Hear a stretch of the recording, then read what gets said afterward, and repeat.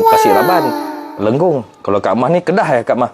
Nasi wasabi ikan bekuk tilapia. Oh, esmek apa ni? Ikan bekuk tilapia. Oh, ikan bekuk tu tilapia Oh, dia tilapia warna hitam dah ke? Kalau warna hitam tu ikan pendatang kan. Ikan pendatang ni ikan daripada luar lah. Razi, esmek saya kalau bawa dalam 50, lepas tu rilis total ada bunyi kat safety ikan entah benda sakit telinga. Bunyi kelekuk-kelekuk ke? Bunyi mati-mati ke bang? Berapa bang odometer Bang Razi? Kasam Kak Mah function.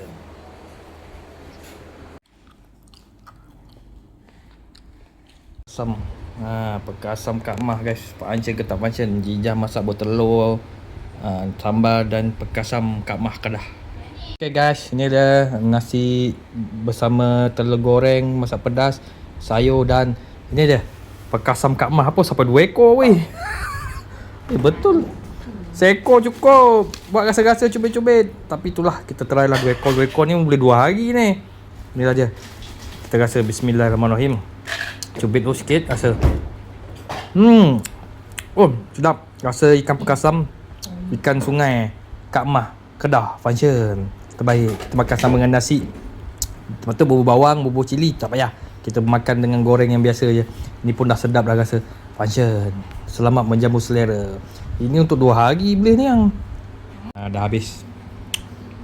Sepatut 2 ekor ni boleh makan 2 hari. 1 hari 1, 1 hari 1 ataupun separuh. Ataupun boleh 4 hari separuh. Ataupun 2 ekor ni boleh 4 hari. Separuh. Mana 2 ekor lah. Okay. Perkasam Kak Mah Kedah function. Perkasam ikan sungai.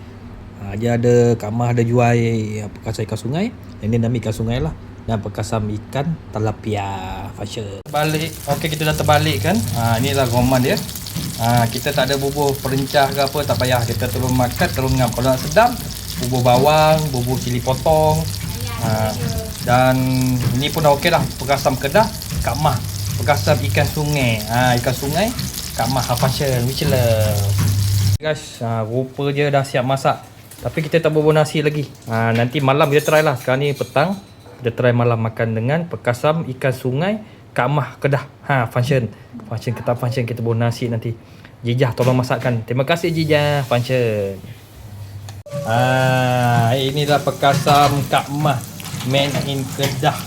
Kita tengah goreng ikan perkasam Kak Mah Kedah function. Nanti kita test rasa dia macam mana. Boleh poi ke tidak boleh poi? Function ke tak function?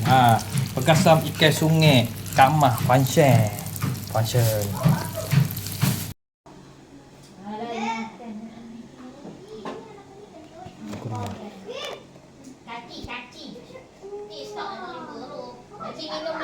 Kasam.